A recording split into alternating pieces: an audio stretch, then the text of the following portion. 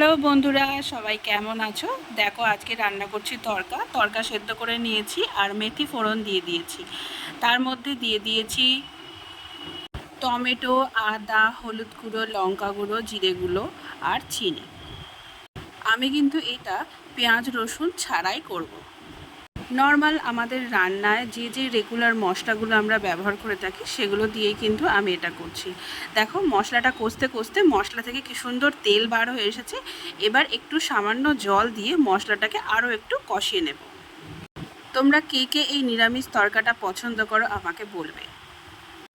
এবার তরকার ডাল সেদ্ধ করে রাখা ছিল সেগুলো ওই মশলার মধ্যে দিয়ে একটু মিক্স করে নিচ্ছি। আর এরপর দিয়ে দেব একটু গরম জল দিলে খুব ভালো হয়। তারপর যতটা পরিমাণ গ্রেভি রাখার দরকার ততটা পরিমাণ গ্রেভি রেখে একটু গরম মশলা দিয়ে দিলাম। ব্যাস, চটজলদি রেডি হয়ে গেল আমার নিরামিষ তরকা।